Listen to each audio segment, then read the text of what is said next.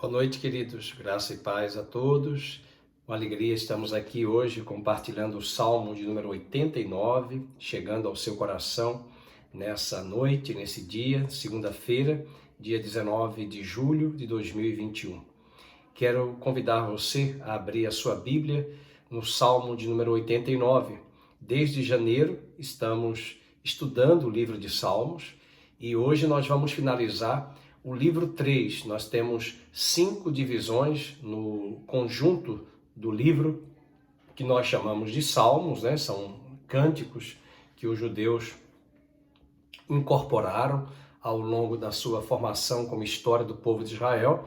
São vários autores do livro de Salmos e esse Salmo 89 ele fecha o ciclo 3, o livro 3, e depois entraremos na quarta-feira no Salmo de número 90, que é o Salmo de Moisés, que vai do Salmo 90 até o Salmo 106, que é o quarto livro.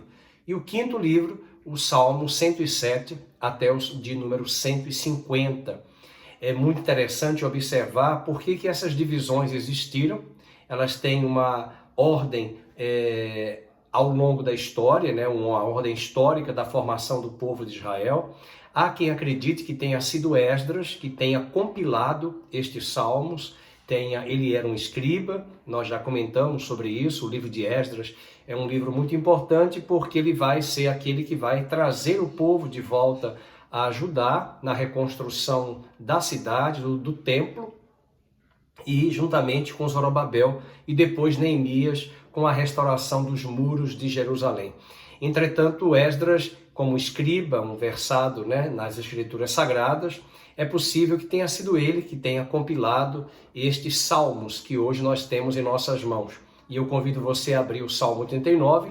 Dessa vez eu não vou fazer a leitura toda anteriormente, porque é um salmo extenso e nós vamos ler os versículos ao longo dos tópicos que nós vamos falar. Primeiramente, neste salmo, eu estou aqui no livro de Neemias, mas eu quero abrir para os irmãos, com os irmãos, no Salmo 89. Você deve ter na sua Bíblia o tema, o título, um poema de Ezraíta Etan, né? Há uma controvérsia para saber quem é esse Etan. Na verdade, ele aparece lá no livro de Reis, no livro de Crônicas, corrigindo, no capítulo 4, verso 31. Porém, esse Etan que aparece está nos dias de Roboão, filho de Salomão. E como esse salmo ele vai falar de um ataque, né, dos inimigos, das nações inimigas, invadindo a nação de Judá, parece-nos, os detalhes são acerca disso, existe uma controvérsia porque, na verdade, esse Etan, que está nos dias de Roboão, não é contemporâneo do momento do ataque da Babilônia, quando destrói a nação de Judá, e esse é um dos conteúdos que vai ser trazido aqui no livro de Salmos, no capítulo 89. A beleza deste Salmo 89 é que você consegue voltar na história e verificar o que Deus fez no Velho Testamento, na história do povo de Israel. Ele compartilha a fidelidade de Deus, o pacto de Deus com aquele povo, e ele vai falar muito de Davi neste salmo, falando sobre a grande preocupação da promessa que Deus jurou a Davi, de que de Davi haveria uma família, uma descendência que ocuparia o trono até que viesse o descendente legítimo, que é Jesus Cristo, que reinaria e reinará, de fato, eternamente. Entretanto, a preocupação do salmista neste salmo é que parecia aos olhos dele que, como a Babilônia ataca a nação de Judá e destrói a dinastia do rei de Judá, cega os olhos de Zedequias, leva ele para a Babilônia, lá ele morre. E a grande pergunta é: e a dinastia e a descendência de Judá que Deus prometeu a Davi, que estaria para sempre, permanentemente, até que viesse o descendente de Davi? E ele menciona aqui sobre Davi, e é algo muito importante, porque na verdade possivelmente não tenha sido esse Etan que tenha sido escrito dos dias de Roboão, porque o ataque da Babilônia foi séculos depois, lá no ano 586 depois de Cristo. E Roboão vai governar mais ou menos no ano 1960, 80 antes de Cristo.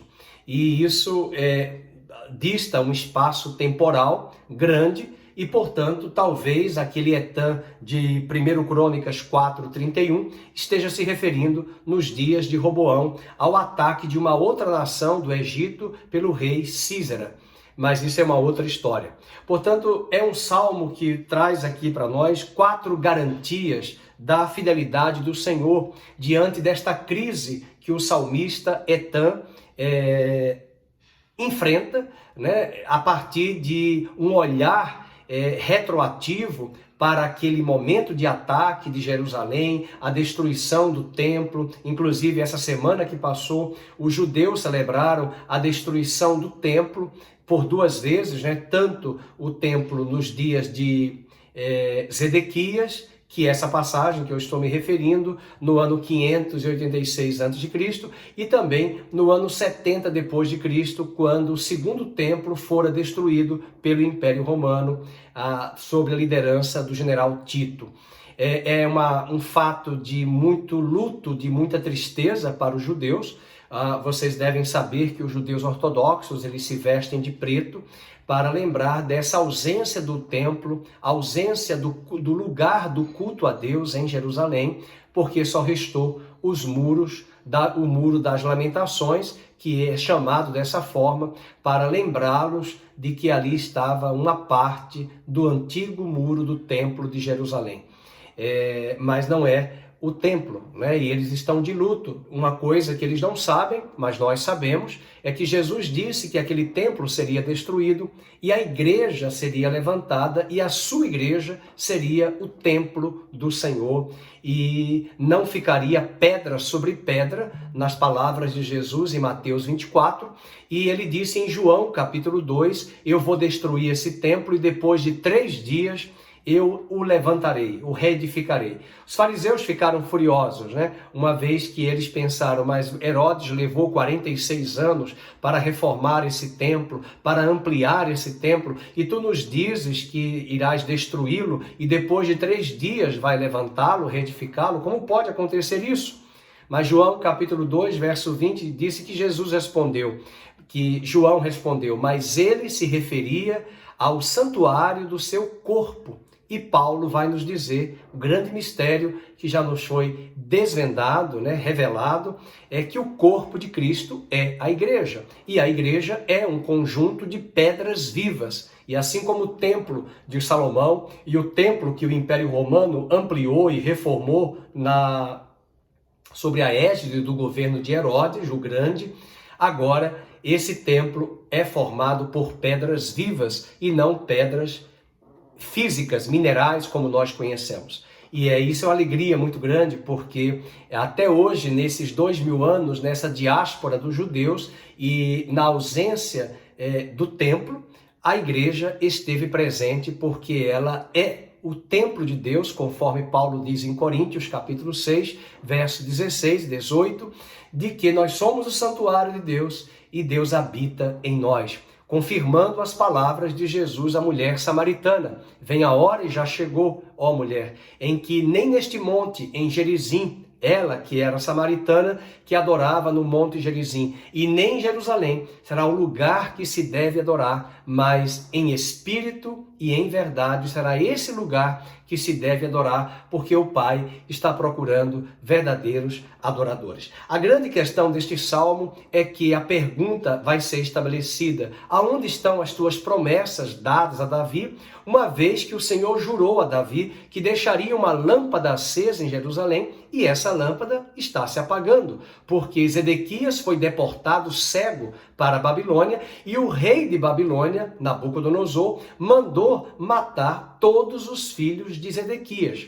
E, portanto, fica a pergunta: aonde está a descendência? Né? E é essa descendência que vai ser formada ali a partir de Babilônia, da descendência de Zedequias, que virá um descendente na pessoa de Zorobabel, que vai governar a nação de Judá quando ele retorna do cativeiro babilônico. Inclusive, recomendo você ler a genealogia de Jesus em Mateus capítulo 1, primeiro capítulo, mostrando 3 divisões ali na árvore genealógica, e ele dá uma pausa para mostrar daquele momento de interrupção, quando eles foram para a Babilônia, e depois ali em Babilônia, os descendentes que foram gerados de Zedequias, e depois até chegar a Zorobabel, os que vieram da Babilônia para a terra de Judá. Por isso que é importante estudar as Escrituras, é importante você compreender esses fatos, para não ficarmos questionando, às vezes, uma promessa que Deus deu a Davi. Eu já comentei com os nossos estudantes, irmãos em Cristo na igreja local, de como é importante ler o Salmo 89 e também 2 Samuel capítulo 7. São 2 salmos que Deus jura, o que é muito raro de Deus fazer algumas alianças e jurar. E quando ele jura, é porque esta aliança jamais será quebrada. O homem não conseguirá intervir, atrapalhar os planos e os desígnios de Deus. Deus jurou e ele vai confirmar as suas promessas. As boas novas que eu trago antes de dar a lida no Salmo 89 é que quando o menino Jesus nasceu na cidade de Belém, os pastores ouviram o coral de anjos cantando que hoje nasceu na cidade de Davi o descendente de Davi que reinará. Assim também o cântico Magnificat de Maria, quando Deus anunciou a Maria que ela ficaria grávida sobrenaturalmente, o menino, um corpo seria gerado no seu útero, mas o espírito do verbo vivo seria colocado ali sobre aquele útero sobrenaturalmente, e aquele filho seria chamado Filho de Deus, que não nasceria do óvulo de Maria e nem mesmo de José, mas foi apenas a oferta de Maria, dizer: eis-me aqui a serva do Senhor, cumpra-se em mim a tua vontade. E esse verbo teve um corpo gerado, porque ele já existia desde a eternidade. E o descendente de Davi, que vinha de Maria e José, eles também eram da tribo de Judá, da descendência de Davi. Isso é fantástico. Ler o capítulo 1 de Mateus, primeiro versículo do Novo Testamento, diz assim, no capítulo 1, verso 1, livro da genealogia de Jesus Cristo, filho de Abraão, filho de Davi. Portanto, vamos agora para o Salmo 89, ele traz aqui: cantarei para sempre o amor do Senhor, verso 1, com a minha boca anunciarei a tua fidelidade por todas as gerações. Sei que firme está o teu amor para sempre. Chama atenção todos os versículos que ele vai falar neste salmo sobre a fidelidade, o quanto Deus é fiel. Apesar da crise existencial instalada na sua mente, no seu pensamento, no seu coração, em detrimento dessa interrupção da descendência de Davi pelo deslocamento de Zedequias para a Babilônia, você pode ver em Jeremias 52, o último capítulo de Jeremias, quando Babilônia deporta Zedequias, o rei, com os seus olhos vazados, cegos, e seus filhos mortos. Então ele vai questionar: Senhor, como vai acontecer? Só que ele cita neste salmo algo muito importante que nós precisamos fazer, que você e eu precisamos lembrar diante das nossas crises existenciais, das nossas dúvidas, dos nossos temores, dos nossos medos, das turbulências e tribulações que enfrentamos. Devemos lembrar que Deus é fiel, ele prometeu e ele vai cumprir. E agindo Deus, quem o impedirá? Aleluia. Veja quantas vezes ele cita o termo fidelidade. Por exemplo, verso 1. Anunciarei a tua fidelidade. Verso de número 2. E que firmaste nos céus a tua fidelidade. Verso 5. Os céus louvam as tuas maravilhas e a tua fidelidade na assembleia dos santos. Ainda no verso 8, ó Senhor Deus dos exércitos, quem é semelhante a ti? És poderoso, Senhor, envolto em tua fidelidade. Vocês devem perceber que eu estou lendo uma versão diferente, essa versão é a NVI, não é a Almeida Revista e Atualizada, eu estou acompanhando aqui com a NVI, mas você pode ver outros termos, outras palavras, mas a palavra fidelidade, a palavra fiel, o adjetivo fiel vai aparecer com certeza em sua Bíblia. Verso 14, a retidão e a justiça são os alicerces do teu trono, o amor e a fidelidade vão à tua frente. Louvado seja o nome do Senhor pelo termo da fidelidade que ele está trazendo. E depois nós vamos conferir o quanto ele traz neste salmo as dúvidas, as crises, as interrogações. Mas que bom que ele pontuou de início a fidelidade de Deus. Deus é fiel. Verso 33, mas não afastarei dele o meu amor, falando de Davi, mas jamais desistirei da minha fidelidade. Que versículo maravilhoso. Verso 33, jamais desistirei da minha fidelidade. Outro versículo ainda, é um salmo extenso. Verso 49, ó Senhor, onde está o teu antigo amor, que com fidelidade juraste a Davi? Ele está perguntando, olha a crise. Olha a pergunta instaurada, olha a pergunta sendo anunciada e proclamada como oração diante de Deus, com essas interrogações que estão dentro da alma do salmista, que talvez estejam hoje dentro de mim e dentro de você. Mas Deus é fiel, ainda que sejamos infiéis, ainda que venhamos a falhar, quando diz respeito ao plano macro de Deus, da sua redenção, o plano da sua salvação, o plano de alcançar as nações da terra, o pecador, o homem perdido, Deus extrapola os muros que os homens levantam, pula os muros denominacionais para cumprir os seus desígnios e os seus propósitos que jamais deixarão de ser cumpridos. Veja o versículo 52, né? 49 eu já li, e ele também fala aqui no verso 20, 52, bendito seja o Senhor para sempre, e ele diz amém, e espera do povo que está ouvindo a palavra, um amém, né? Um amém pela fidelidade de Deus. Grande é a sua fidelidade. Bem, agora vamos trabalhar alguns pontos importantes neste salmo. Já comentamos sobre quem escreveu, já comentamos sobre os bastidores deste salmo, o histórico, né, o nascedor, o pano de fundo deste salmo, mas agora eu convido você a tomar 4 anotações, 4 apontamentos a partir de garantias da fidelidade do Senhor no próprio Salmo 89. O primeiro ponto seria que Deus é fiel em seu caráter. Deus é fiel em seu caráter. E isso está no verso 1 ao 18. O salmista começa a trazer a questão do que Deus é a partir do seu ser, da sua essência, dos seus atributos, do seu caráter. Vejamos, por exemplo, voltando para o verso 1 até o verso 18. Eu cantarei para sempre o amor do Senhor, com minha boca anunciarei a tua fidelidade por todas as gerações. Sei que firme está o teu amor para sempre, que firmaste nos céus a tua fidelidade. Tu disseste, veja o que ele vai trazer, a promessa que ele jurou a Davi. Fiz aliança com o meu escolhido, jurei ao meu servo Davi. Isto é o Salmo 89. Isso é o segundo livro de Samuel, capítulo 7, o pacto que Deus jurou a Davi sobre a mediação de Natã, o profeta. Verso 3, tu disseste, fiz aliança com o meu escolhido, estabelecerei a tua linhagem para sempre, a família, a descendência de Davi.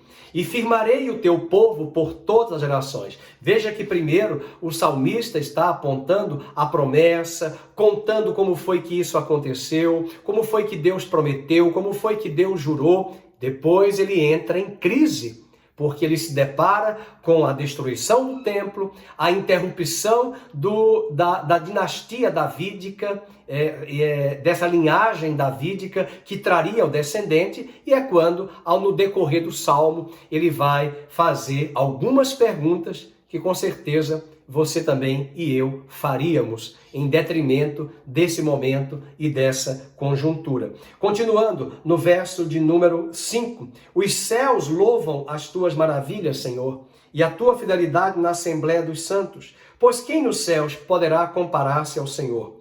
Quem dentre os seres celestiais assemelha-se ao Senhor? Na Assembleia dos Santos, Deus é temível, mais do que todos os que o rodeiam. Ó Senhor Deus dos exércitos, quem é semelhante a ti? És poderoso, Senhor, envolto em tua fidelidade. Tu dominas o revolto mar. Ele está apontando a fidelidade, a soberania, o Deus criador, o Deus sustentador, o Deus que sustenta todas as coisas pela palavra do seu poder. Tu dominas o revolto mar, verso 9, quando se agigantam as suas ondas, tu as acalmas, esmagaste e mataste o monstro dos mares, com teu braço forte dispersaste os teus inimigos. Os céus são teus e tua também é a terra. Fundaste o mundo, veja ali, volta para a criação e tudo que nele existe. Tu criaste o norte, tu criaste o sul, o Tabor e o Hermon, dois montes muito importantes na história do povo de Judá, e os montes falam de lugares altos, onde a revelação de Deus se estabelece, no Monte Sinai, onde Deus trouxe ali a revelação, o decálogo, a aliança, o pacto, o casamento. Então eles olham para os montes e eles veem o quê? Os lugares altos que nos remetem ao lugar onde Deus habita, acima da sua criação, mas também cuidando da sua criação. Versículo 12, eles cantam de alegria pelo teu nome, o teu braço é poderoso, a tua mão é forte, exaltada é a tua mão direita, a retidão e a justiça são os alicerces do teu trono. Ele está falando dos atributos. O amor e a fidelidade vão à tua frente. Como é feliz o povo que aprendeu a aclamar-te, Senhor, e que anda na luz da tua presença.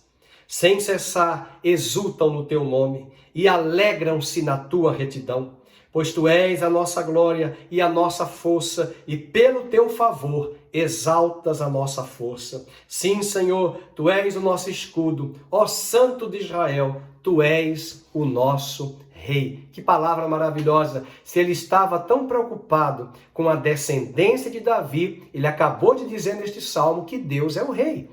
Deus é o rei de Israel. Mesmo quando Deus não tinha rei em Israel, quando Saul não governava, quando Davi ainda nem era rei, nem era ainda nascido, Deus já tinha dito a Israel que ele era o rei, que ele governava. Quando o povo de Israel pediu a Samuel um rei e eles escolheram Saul, Deus não queria Saul. Deus não queria Saul. E a questão não era uma implicação de Deus com a pessoa de Saul, era que simplesmente a queixa de Deus é que eles não entenderam que Deus queria reinar e governar em seus corações. Há muitos que se submetem diante de um governante, de um político, de um rei, de um presidente, fisicamente, pessoalmente, diante daquela pessoa, mas não se submete dentro do coração. O reino que Deus traria, a priori, seria um reino construído no coração do homem, e esse reino seria estabelecido dentro do nosso coração. E foi aí que os judeus se perderam, os fariseus se perderam na sua religiosidade, porque eles buscavam o Messias na figura de um rei, onde tiraria Pilatos e Herodes do poder, o Império Romano do comando da terra da Judéia daquela época, e tomaria posse da terra física de Israel, na terra física de Israel, e eles não aceitaram, porque viram aquele plebeu, aquele homem de Nazaré, com um sotaque nazareno, mas eles não sabiam que ele havia nascido em Belém e que ele era o legítimo descendente de Davi. Deus pega as coisas que não são para confundir as que são. Porque Jesus apresenta-se em Jerusalém e na Judéia, no seu ministério aos 30 anos, com o sotaque do Nazaré, da região do norte. E eles sabiam que o Messias, pela profecia, nasceria em Belém. Mas Jesus não mostra RG, nem certidão de nascimento para eles. E eles se perdem na caducidade da letra, conforme diz o apóstolo Paulo. A letra mata, mas o Espírito vivifica, e Deus traz a revelação àqueles que temem, que o buscam, e os pastores de ovelhas, de animais, as pessoas mais desprezadas daquela época, a profissão que era mais execrável, desprezível naquele momento histórico, até nos dias de José do Egito, São esses pastores que vão receber um grande coral dos céus a cantar para eles: Hosana nas alturas, nasceu hoje na cidade de Davi o descendente, o Filho de Deus, o Salvador. E Deus jurou e cumpriu as suas promessas. Promessas estas que o salmista está trazendo aqui no capítulo 89. Vamos agora para a segunda garantia da fidelidade do Senhor, agora a partir do verso 19 ao 39. Deus é fiel em sua aliança, e ele vai trazer aqui como Deus, mesmo com os homens quebrando aliança, buscando outros deuses, buscando outros ídolos, Deus permaneceu fiel e não deixou de cumprir as suas promessas. Ele diz no verso 19: numa visão falaste um dia, e aos teus fiéis disseste: cobri de forças um guerreiro, exaltei um homem escolhido, dentre o povo, encontrei o meu servo Davi, ungi-o com meu óleo sagrado. Então ele faz uma retrospectiva da história. A minha mão susterá e o meu braço fará forte. Nenhum inimigo sujeitará a tributos, nenhum injusto o oprimirá. Esmagarei diante dele os seus adversários e destruirei os seus inimigos. A minha fidelidade, olha aí a aliança, e o meu amor o acompanharão, e pelo meu nome aumentará o seu poder. A sua mão dominará até o mar, sua mão direita até os rios. Ele me dirá: tu és meu Pai, o meu Deus, a rocha que me salva. Também o nomearei meu primogênito, o mais exaltado dos reis da terra. Veja, aqui ele está apontando já Cristo, porque Davi não era o primogênito. Davi era o último dos filhos de Jessé, mas o primogênito é a figura de Jesus, é a palavra profética que vai se cumprir em Hebreus capítulo 1, quando Jesus subiu aos céus e ofertou a sua vida depois da sua morte e ressurreição. Ele apresenta-se diante do Santo dos Santos nos céus, o seu sangue, o seu corpo como sacrifício, e o Pai o recebe e o aceita. E o autor de Hebreus vai nos dizer no capítulo 1 que ao subir aos céus, o Pai disse para ele: tu és meu filho, eu hoje te gerei e eu vou te introduzir na terra como primogênito dos homens e dos reis da terra. Esta era a palavra profética. Era de Davi que viria o descendente. De Davi viria um homem que construiria uma casa, uma descendência. E essa casa é a igreja. Hebreus capítulo 3 diz que nós somos a casa de Deus edificada por Jesus.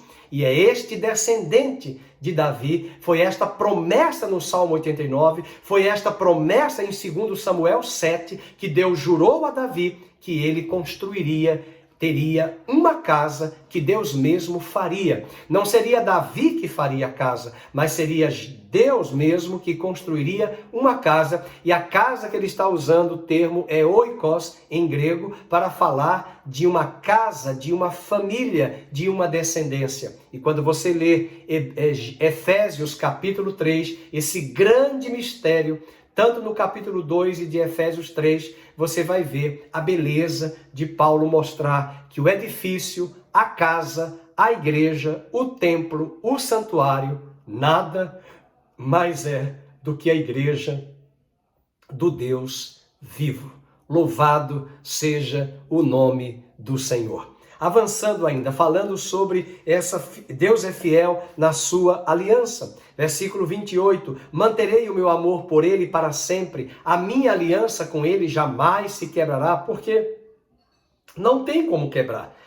Davi falhou, Abraão falhou, todos os homens falharam, Moisés também falhou, porque eles são pecadores. Mas aqui viria um descendente que não teria pecado, nasceria de uma mulher, mas não teria a semente adâmica, não viria de um ovário, nem viria de um óvulo, nem viria de um espermatozoide, mas seria homem, nascido de uma mulher, mas com o espírito do verbo vivo, que ele sempre existiu na eternidade. Ele passou a ter carne, e o verbo se fez carne e habitou entre nós, e é esse verbo, Cristo, o Logos, a palavra, que todas as coisas foram criadas por meio dele. Este verbo se fez carne e é ele que Deus está jurando: jamais quebrará a minha aliança, porque o autor de Hebreus, no capítulo 8, disse que Jesus é portador de uma vida indissolúvel, ou seja, essa vida não se fragmenta, não se dissolve, porque ele tem a vida eterna e que louvado seja o nome dele, porque esta vida ele deu a você e deu a mim. Graças a Deus. Versículo 29. Eu firmarei a sua linhagem para sempre. O seu trono durará enquanto existirem os céus. Os céus existem ainda. É só ler Jeremias 31. Enquanto os céus existirem, o sol e a lua existirem, a minha aliança com Davi jamais será quebrada. Verso 30, se os seus filhos abandonarem a minha lei e não seguirem as minhas ordenanças, se violarem os meus decretos e deixarem de obedecer os meus mandamentos, eu vou corrigir eles com a vara, eu castigarei o seu pecado, e isso aconteceu. Os judeus foram para a Babilônia, as 10 tribos do reino do norte foram levadas cativas e espalhadas entre as nações. Somente a tribo de Judá voltou, porque Deus havia jurado a Davi. Deus castigou, Deus disciplinou, Deus puniu na sua aliança, na sua fidelidade, e ele diz, ainda que eles transgridam, não violarei a minha aliança, verso 34, nem modificarei as promessas dos meus lábios, de uma vez para sempre jurei pela minha santidade, e não mentirei a Davi, que a sua linhagem permanecerá para sempre e o seu trono durará como o sol. Aleluia! Será estabelecido para sempre como a lua, a fiel testemunha no céu. As mesmas palavras que aparecem em Jeremias 31. Versículo 38, mas tu o rejeitaste, recusaste-o e te enfureceste com o teu ungido, falando de Davi. Revogaste a aliança com o teu servo e desonraste a sua coroa, lançando-a ao chão. Derrubaste todos os seus muros, falando de Israel agora, né? A nação de Israel quebrou, a nação de Israel, Davi também falhou, e a descendência dele, a nação de Judá, a nação de Israel falha nos dias de Babilônia, vem o juízo, e agora ele vai falar sobre isso. Derrubaste todos os seus muros, quando a Babilônia atacou, reduziste às ruínas as suas fortalezas, todos os que passam o saqueiam. Tornou-se objeto de zombaria para os seus vizinhos. Tu exaltaste a mão direita dos seus adversários, enchestes de alegria todos os seus inimigos. Está mostrando que os inimigos se alegraram, os inimigos destruíram o templo, os inimigos mataram os judeus, mas também os inimigos levaram uma boa leva de judeus, 3 levas para a Babilônia, e também no retorno, 3 levas de judeus retornam para a terra de Judá. Aleluia. Versículo 43. Tiraste o fio da sua espada e não o apoiaste na batalha. Isso é até algo triste, né? Quando Deus não vai à nossa frente. Quando Deus vem punir o seu povo, corrigir o seu povo. Mas eu quero lembrar que o mesmo profeta Jeremias, que enxergou o cativeiro, que enxergou o juízo, que enxergou aquele momento de disciplina severa da parte de Deus, foi Jeremias que falou que as misericórdias do Senhor renovam-se a cada manhã. Grande é a sua fidelidade, porque Deus proclamou pelos lábios de Jeremias que ele perdoaria os pecados de Judá, restauraria a sua sorte e os traria de volta à terra de seus pais, e eles se alegrariam e reconstruiriam os muros, as praças, as cidades, o templo, e que os anciãos brincariam com as crianças e os meninos de peito estariam nas praças sendo amamentados por suas mães, e o louvor e a alegria e o regozijo estariam na casa do Senhor. Aleluia! Isso não apenas aconteceu quando eles retornaram de Babilônia, mas também aponta para esse gozo e alegria da descendência de Davi, a igreja. Quando nós nos reunimos hoje como povo de Deus, a alegria do Senhor é a nossa força na sua casa. Verso de número 44, ainda falando da disciplina. Deste fim ao seu esplendor, atiraste ao chão o seu trono, encurtaste os dias da sua juventude, com um manto de vergonha o cobriste. E ele faz uma pergunta clássica, eu falei para vocês da crise. Até quando, Senhor? Para sempre te esconderás? Até quando a tua ira queimará com fogo? Lembra-te de como é passageira a minha vida. Terás criado em vão todos os homens? Que homem pode viver e não ver a morte, ou livrar-se do poder da sepultura? Ó Senhor, onde está o teu antigo amor? É a crise que ele enfrenta ao olhar os inimigos, a Babilônia, a Assíria, que 200 anos antes havia destruído o reino do norte, e agora a Babilônia destruindo o reino do sul de Judá. E o salmista pergunta: aonde está o pacto? Aonde está a promessa? Aonde está a aliança que o Senhor jurou em fidelidade e em amor? O salmista se esqueceu que Deus estava disciplinando, que Deus estava corrigindo, que Deus estava disciplinando, como disse Hebreus, capítulo 12, que Deus nos corrige e nos ama e nos disciplina como Pai. Agora nós chegamos ao terceiro ponto. Deus é fiel em sua disciplina, que vai, eu já tinha falado todo o texto, já tinha lido do versículo 39 ao 45. O primeiro é Deus é fiel em sua aliança, do 19 ao 29, o segundo, E o terceiro, Deus é fiel em sua disciplina, corrigindo aí os versículos 39 ao 45. Eu repito aí os 3 primeiros tópicos para não gerar confusão. As 4 garantias da fidelidade do Senhor.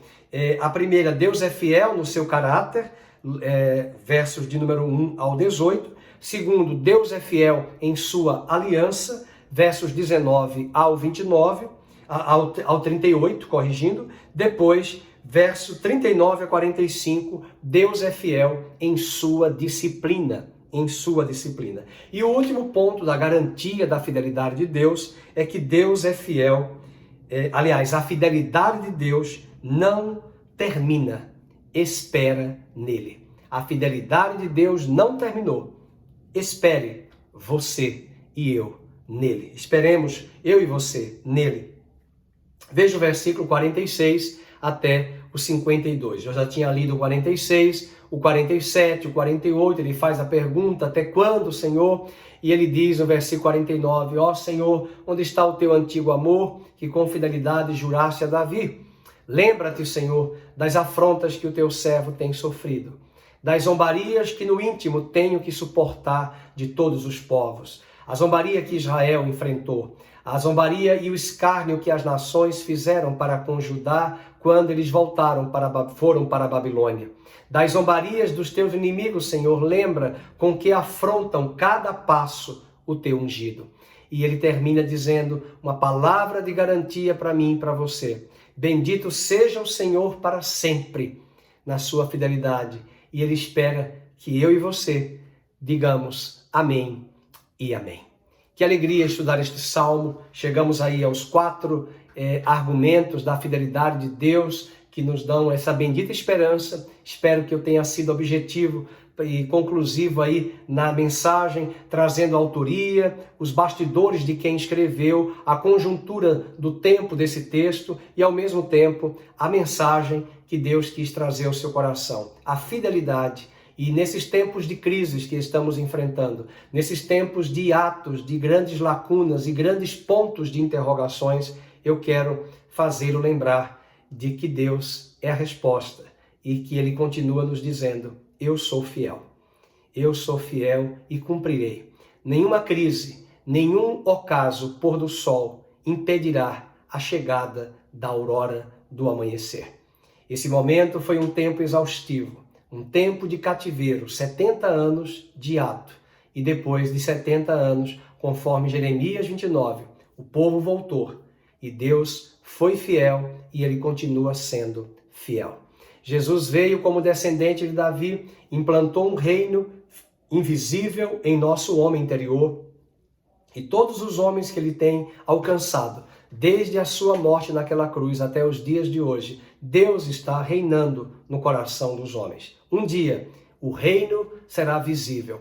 O descendente legítimo de Davi virá. Apocalipse 19 diz que ele virá numa visão daquela época onde os reis entravam nas cidades vestidos de branco, montado em um cavalo branco. E é essa figura apocalíptica, escatológica, que nos aponta numa figura de linguagem, numa simbologia de um rei triunfante que venceu os seus inimigos e ele vem agora para reinar e governar, e todo joelho se dobrará, e toda língua confessará que somente Ele, Jesus Cristo, é o Senhor. E naquele dia, os povos da terra as nações, os reinos se dobrarão e se encurvarão, como diz o velho hino, ante a ti, Senhor. Os reis dos povos se prostrarão, as nações virão e adorarão diante de ti, porque todo joelho se dobrará e toda língua confessará que só Ele é o Senhor e o mais lindo, todo olho o verá. Que tal terminarmos este estudo, Salmo 89, fechando esse ciclo do livro 3 de Salmos, acerca dessa mensagem. Espero que tenha sido edificante. Meu coração está aqui fervendo. Depois você pode me dar um feedback no WhatsApp, o quanto essa palavra edificou o seu coração, uma vez que hoje não temos o chat, porque nós estamos gravando essas mensagens aqui. Eu não quis interromper, até para não deixar esse ato, para que a gente continue nesse mesmo impulso, nesse mesmo movimento, nessa mesma dinâmica, aprendendo acerca da palavra do Senhor. Deus é muito fiel e sempre foi fiel, ainda que sejamos infiéis, Ele permanece fiel. Pai querido, te louvamos hoje à noite por esta palavra, por este salmo tão especial, salmo de número 89, fechando esse livro 3 do livro de Salmos, e nós queremos colocar diante de ti as nossas crises, perguntas, interrogações, que muitas vezes não temos respostas, desse mundo conturbado, dos valores invertidos, da crise que as nações enfrentam, da pandemia, da igreja, com toda essa situação, nós queremos colocar diante de ti e lembrarmos que o Senhor continua sendo fiel. O Senhor jurou, o Senhor cumprirá cada uma das suas promessas. E nós te louvamos por esta palavra de encorajamento, de ânimo, e eu oro para que o Senhor sustente o coração do meu irmão, da minha irmã, nesse tempo de crise, nesse tempo de distanciamento social, nesse tempo de isolamento social, que o Senhor nos fortaleça e nos encoraje até aquele grande dia. Venha nesta noite, ó Deus, curar aqueles que estão enfermos com Covid, curar aqueles que estão enfermos de outras doenças, comorbidades, de outras enfermidades. Traz a tua palavra de cura. Oramos pela vida da irmã Adriana, pela sua sobrinha Adma, pela sua filha, pelo seu sobrinho. Colocamos diante de ti sua família, que são membros da nossa igreja, e oramos para que todos sejam curados. Te agradecemos pela recuperação da irmã Célia, também membro da nossa igreja ali em Montemor, para que o Senhor a fortaleça. Colocamos a vida da Eliane, de seu esposo, colocamos as necessidades dos nossos irmãos,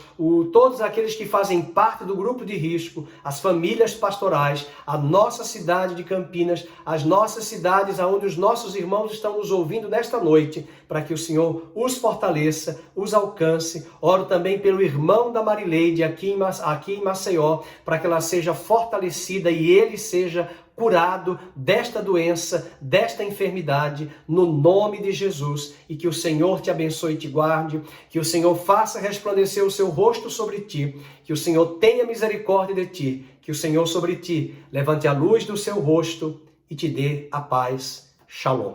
Uma boa noite, uma boa semana a você e a sua família, e eu aguardo você, se assim for a vontade de Deus, na quarta-feira, Salmo 90, o Salmo único de Moisés, escrito neste livro que possivelmente Esdras compilou, para estudarmos um salmo tão importante, que é o Salmo 90, e depois o salmo mais conhecido, na sexta-feira, o Salmo de número 91. Como eu sempre tenho falado, uma dica de leitura, eu falei na sexta-feira sobre aquele livro, uma introdução à nova ordem mundial. Vale a pena você adquirir esse livro, comprar, buscar ali em algumas livrarias da internet. E agora eu falo desse livro rapidamente, Deus é Soberano. Acho que não dá para ler porque fica invertido na tela, mas Deus é Soberano, de Pink, né? O autor, um clássico puritano no século XX, e da editora Fiel. Fantástico estudar sobre a ação divina e, ao mesmo tempo, a responsabilidade humana, a soberania divina e, ao mesmo tempo, a responsabilidade humana. Não é nenhum discurso sobre livre-arbítrio e predestinação, e nem mesmo a soberania de Deus, no sentido de rejeitar a questão da responsabilidade humana, mas mostrar essa linha divisória e, principalmente, ressaltar a igreja como Deus é soberano, inclusive nesses tempos de pandemia difíceis, com tantas dúvidas, com tantas narrativas, com tantas manobras humanas e demoníacas, nós precisamos lembrar que o nosso Deus é soberano. Ele governa no céu, ele governa aqui embaixo na terra, ele muda os tempos, ele muda as estações e lembre-se, e ele tem dado corda aos homens ímpios, iníquos. Ele tem dado munição. Você quer isto? Mas não se esqueça, juízo de Deus virá. Virá sobre as nações, virá também a disciplina dele sobre nós, igreja, e nós precisamos nos preparar e nos santificar na presença dele. Anda na minha presença e ser perfeito. Uma boa noite, um bom descanso, shalom em Cristo Jesus. Muito obrigado.